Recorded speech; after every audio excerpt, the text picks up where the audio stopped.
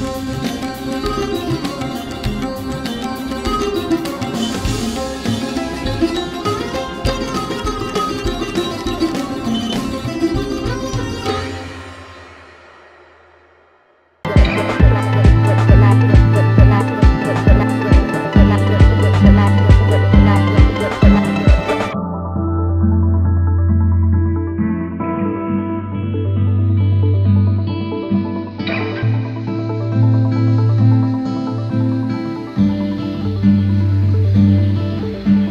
যে ভিডিও ক্লিপটি দেখলেন, সেটা কিন্তু কোনো ফিল্ম থেকে নেওয়া নয়।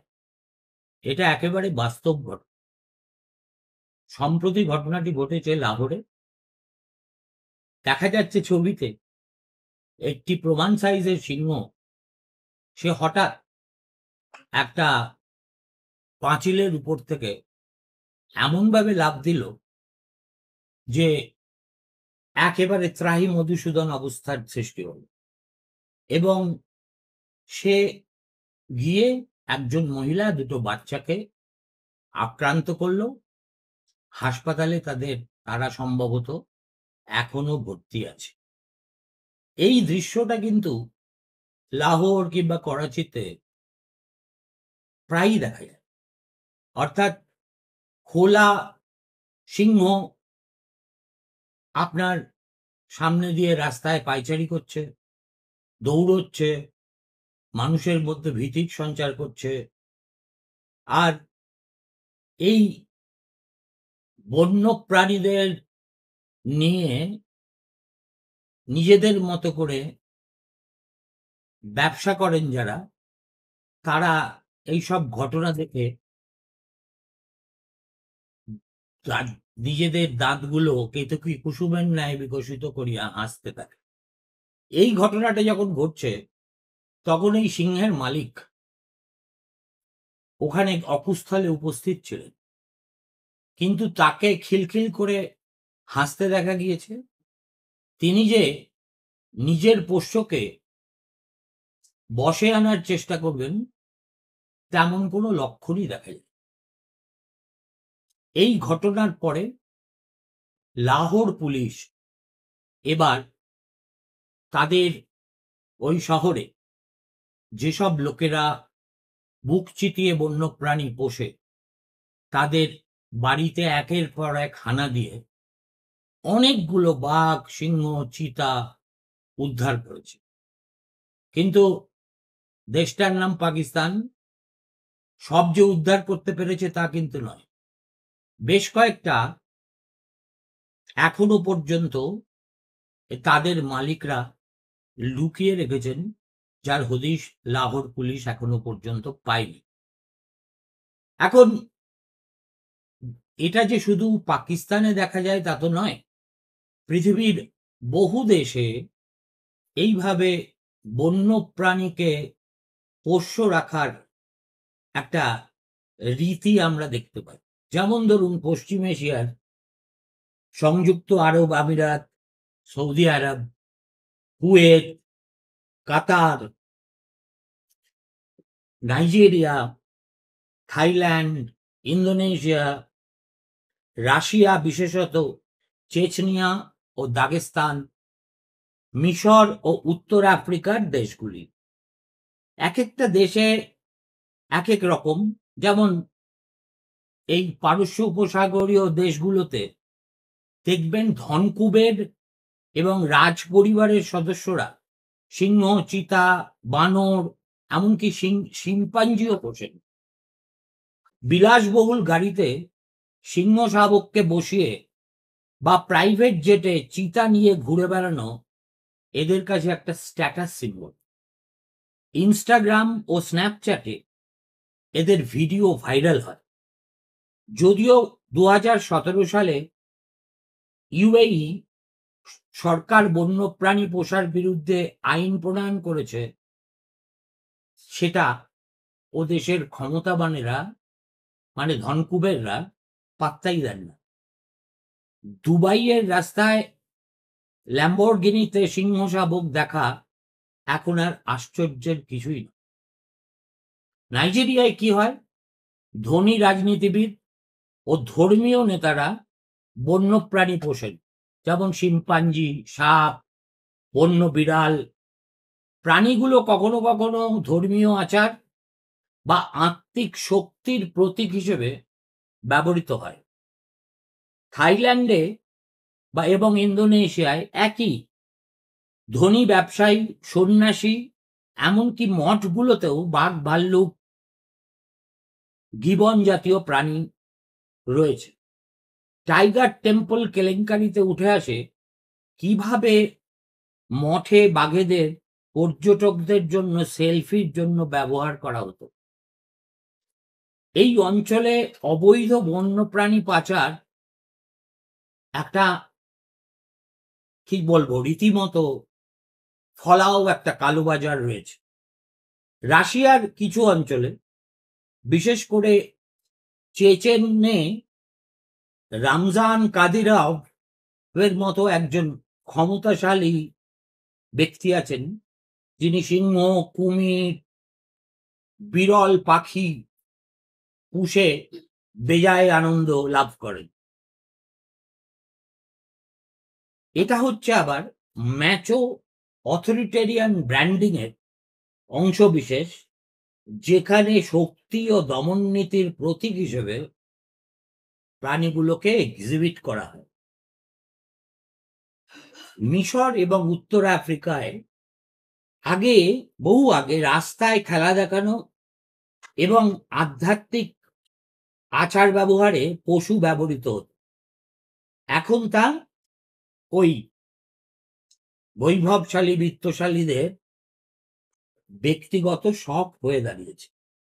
সিংহ, হায়না, এমন জিনিস আপনারা এইসব দেশে আকছার দেখতে পাবেন। এখন এই দেশগুলি এখনো পর্যন্ত তাদের বড়লোকেদের এই অদ্ভুত শখ মেটানোর সুযোগ করে দিচ্ছে, সেটা কিন্তু একেবারে অকারণে নয়।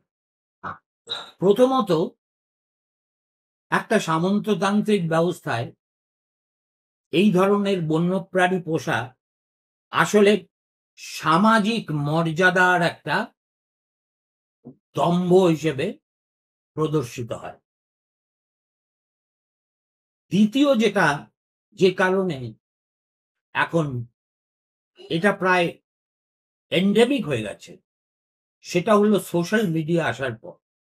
বিশেষ করে Instagram, Snapchat, x handle, Facebook, এইসব জায়গায় পোষা বন্য প্রাণীর সঙ্গে ছবি তুলে, ভিডিও তুলে লক্ষ লক্ষ টাকা কামাচ্ছেন পাকিস্তানিরা, এমনকি চেচনিয়ার ওই প্রবল প্রতাপান্বিত লোক। আরো একটা কারণ আছে, সেটা হলো, ধরুন পশ্চিমী দুনিয়ায় কারুর সাহস নেই বন্যপ্রাণী পুষতে, কেননা সে দেশে আইন এতটাই আঁটোসাঁটো এবং আইনের ফাঁক গলে গিয়ে চট করে লোকে দুর্নীতি করার সাহস বা সুযোগ কোনোটাই পায় না। কিন্তু পাকিস্তান বলুন বা চেচনিয়া বলুন বা রাজতন্ত্রগুলোতে বলুন, সেখানে তো এইসবের বালাই নেই। আরেকটা হচ্ছে, এটা অনেক সময় দেখা যায় যে ট্রাইবাল এবং রিলিজিয়াস প্রাইডের একটা সিম্বল হিসেবে মানুষ দেখেন। বিশেষ করে ধরুন বালুচ, সিন্ধি, নাইজেরিয়ান, ইজিপশিয়ান। আর ফাইনালি যে কমন ফিচারটা দেখা যায়, সেটা হলো ব্যক্তিগত চিড়িয়াখানা ও বিলাসবহুল সঙ্গ। এটা পাকিস্তানে চূড়ান্ত রূপ নিলেও যেখানে যেখানে দেখবেন পুরুষতান্ত্রিক মূল্যবোধ, ক্ষমতার প্রদর্শন এবং আইন শিথিল থাকে, সেখানে বন্যপ্রাণী পোষার সংস্কৃতি এক ধরনের শ্রেণী অস্ত্র হয়ে দাঁড়ায়। বাস্তবে এগুলোর এই প্রাণীগুলির প্রতি সহিংসতা এবং পরিবেশের উপর গভীর আঘাত হানে। এখন যারা এই বন্যপ্রাণী পুষে দুনিয়ায় বিশেষ নাম করেছেন, তাদের মধ্যে কয়েকজনের সঙ্গে আপনাদের পরিচয় করিয়ে দিই। দেখুন, পাকিস্তানে বন্যপ্রাণী পুষে সবচেয়ে জনপ্রিয় হয়েছেন নাওম হাসান। তার এতই আস্পর্ধা যে তিনি একটা প্রমাণ সাইজের রয়্যাল বেঙ্গল টাইগারের গলায় শিকল বেঁধে তাকে প্রকাশ্য রাজপথে ভ্রমণ করাতে বেরিয়ে থাকে। আর আপনারা যদি এই হাসানের ইনস্টাগ্রাম অ্যাকাউন্টে ঢোকেন, তাহলে দেখবেন তার ফলোয়ারের সংখ্যা হচ্ছে 9 মিলিয়ন, মানে 90 লক্ষ। ইউটিউবেও তাই। সুতরাং অর্থ উপার্জনের একটা খুব সহজ অথচ আকর্ষক রাস্তা এরা সমাজ মাধ্যমের কারণে খুঁজে পেয়েছেন।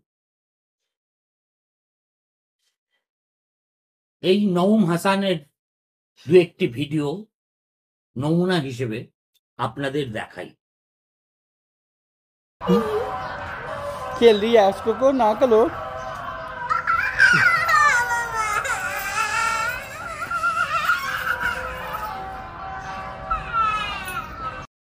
আচ্ছা, এরপরে আসা যাক যাদের এই দুষ্কর্ম করে প্রায় বিশ্বজোড়া খ্যাতি হয়ে গেছে, তাদের কয়েকজনের নাম আপনাদের পড়ে শোনাচ্ছি। আপনারা কেউ কেউ হয়তো জানেন, অনেকে হয়তো জানেন। প্রথম নাম হচ্ছে জো এক্সোটিক। ইনি আমেরিকার। পুরো নাম জোসেফ মালদোনাডো প্যাসেজ। তিনি এক সময় কোনো একটা চিড়িয়াখানায় কাজ করতেন এবং তারপর তিনি গ্রেটার ওয়াইনউড এক্সোটিক অ্যানিমাল পার্কের ভারপ্রাপ্ত হন। একটা সময় তার নিজস্ব সংগ্রহে ছিল 2000টা বাঘ। এছাড়াও সিংহ ছিল। এবং কিন্তু একে নিয়ে নেটফ্লিক্স একটা ডকু সিরিজ করে যার নাম দেয় টাইগার কিং। এটা জনসমক্ষে আসার পরেই এই ভদ্রলোকের কুখ্যাতি বিশ্বজনীন হয়ে যায়। কিন্তু অতি বিপজ্জনক ব্যক্তি। পুলিশ অনুসন্ধান করে গিয়ে জানতে পারে যে তিনি একদিকে যেমন বন্যপ্রাণী পোষেন, অন্যদিকে তেমনি মার্ডার ফর হায়ার মানে সুপারি কিলার হিসেবেও বহু মানুষকে হত্যা করেছে। ধরা পড়ে গিয়ে তিনি 22 বছরের কারাদণ্ডের সামনে দাঁড়িয়ে এখন আপাতত জেল খাটছেন। দ্বিতীয় ব্যক্তির নাম হচ্ছে রমজান কাদিরভ। ইনি হচ্ছেন রাশিয়ার চেচনিয়ার বাসিন্দা। President of Chechnya. চেচনিয়া কি রাশিয়ার অঙ্গ? চেচনিয়ায় বিদ্রোহ দমন করতে পুতিন কি করেছিল না করেছিল আপনারা সবই জানেন। ইনি একই সঙ্গে সিংহ, বাঘ, লেপার্ড, ভল্লুক, তার একটা প্যালেশিয়াল এস্টেট আছে, সেখানে তিনি এদেরকে রাখেন। তিনি বিশ্বাস করেন যে আর নিজের ব্যাপারে তিনি একটা ম্যাচো স্ট্রংম্যান ইমেজ প্রতিষ্ঠিত করতে চান এবং মনে করেন যে এই বন্যপ্রাণীগুলো রাখলে তার সেই ভাবমূর্তি প্রতিষ্ঠায় সুবিধে হবে। সৌদি রয়্যাল ফ্যামিলি মেম্বার্স, দেখুন অনেক সৌদি প্রিন্স, বিশেষ করে প্রিন্স খালেদ বিন সুলতান, তার নিজের প্রাইভেট কালেকশনে সিংহ, চিতা, বাজ পাখি সবকিছুই ছিল। এদেরকে আবার সোনায় মোড়া খাঁচায় ভরে মাঝে মাঝে জনসমক্ষে আনা হতো। সৌদি রাজবাড়ি বলে কথা, তার পোষ্য সাধারণ খাঁচায় কি তাদের জায়গা হতে পারে? এর পরের নাম হুমেইদ আল বুকাইশ। ইনি হচ্ছেন সংযুক্ত আরব আমির শাহী। ইনি এর ইনস্টাগ্রামে কয়েক মিলিয়ন সাবস্ক্রাইবার আছেন। এর কাজই হলো পোষ্য সিংহ, বাঘ, বাঁদর এদেরকে বাড়িতে অথবা গাড়ির ভিতরে অথবা প্রাইভেট জেটে সঙ্গে নিয়ে ঘুরে বেড়ানো আর তার ছবি ইনস্টাগ্রামে পোস্ট করা। 2017 আগেই বলেছি ইউএইতে বন্যপ্রাণী পোষা নিষিদ্ধ হয়ে গেছে। তা সত্ত্বেও তিনি যা করবার তা বীর দর্পে করে যাচ্ছে। টাইগার টেম্পল মংস থাইল্যান্ডে আপনারা যারা যারা গেছেন তারা সবাই দেখেছেন যে সেখানে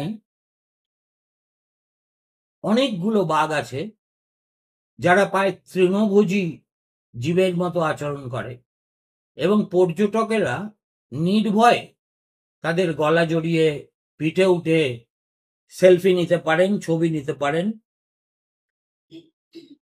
ভারতবর্ষে এই খ্যাতি বা কুখ্যাতি অর্জন করেছেন একজনই, তার নাম আসারাম বাপু, একজন অতি বিতর্কিত ভারতীয় গডম্যান, যাকে ধর্ষণের অভিযোগে গ্রেফতার করে জেলবন্দি করে রাখা হয়েছে। তার সংগ্রহে এমন সব ময়ূর আছে, ময়ূর, সাপ এবং বিরল প্রজাতির বহু পাখি তার আশ্রমে দিব্যি ঘুরে বেড়াচ্ছে। তিনিও এদেরকে কিন্তু অকারণে রাখেননি। এদেরকে দিয়ে তিনি তার ওই তথাকথিত ডিভাইন সিম্বল এবং ম্যাজিক্যাল যে কাল্ট উনি গঠন করতে চান সেটা এগিয়ে নিয়ে যেতে সুবিধা হয়। এখন নাইজেরিয়ানদের মধ্যে এ কাজে দুরাস্ত হচ্ছে রাজনীতিবিদ এবং ধর্মযাজকেরা। এক একটা দেশে এক এক রকম। এরা কেউ শিম্পাঞ্জি পোষেন, সাপ, কুমির, লেপার্ড, স্পিরিচুয়াল সিম্বলিজম হিসেবে এদেরকে ব্যবহার করা হয়। দক্ষিণ আফ্রিকায় আরেকজন ভদ্রলোক আছেন, তার নাম কেভিন রিচার্ডসন। দক্ষিণ আফ্রিকা, একে বলা হয় দ্য লায়ন হুইসপারার, মানে যিনি একটা সিংহের কাছে গিয়েই শুধু নয়, তার কানে কানে মন্ত্রও দিতে পারেন। তিনি যেহেতু ওয়াইল্ড লাইফ কনজারভেশনিস্ট, ফলে বাঘ, হায়না, সিংহ এদের মধ্যেই তার দিন কাটে। তার একটা স্যাংচুয়ারি আছে, কিন্তু সমালোচকেরা বলে থাকেন যে এইসব তিনি আইন ভেঙে করছেন, কেননা দক্ষিণ আফ্রিকায় এইভাবে বন্য প্রাণীকে গৃহপালিত জন্তু হিসেবে রাখা যায় না। সুতরাং বুঝতেই পারছেন যে এই যে ব্যাধি সেটা মানুষকে কত দেশে কত রকম ভাবে প্রভাবিত করছে। লাহোরের ঘটনা বা করাচিতে হওয়া এরকমই ঘটনা একটা বেশ কিছুদিন আগে মাঝে মাঝে আমাদের মানুষের এই অদ্ভুত প্রবৃত্তির কথা মনে করিয়ে দেয়। লাহোরের ঘটনাটা সেই জন্যেই আমার মনে হলো আপনাদের দেখাই এবং দেখুন কিভাবে খোলা সিংহ রাজপথ দিয়ে দৌড়তে পারে, মানুষকে আক্রমণ করতে পারে। কল্পনা করতে পারেন কলকাতার কোনো গলি দিয়ে আপনি যাচ্ছেন, হঠাৎ দেখলেন আপনার ঘাড় মটকানোর জন্য পিঠে সিংহের থাবা। আমরা কল্পনাও করতে পারব না। লাহোরবাসী এই ভবিতব্যকে প্রতিনিয়ত সঙ্গী করে বাঁচেন। ভালো থাকবেন, নমস্কার।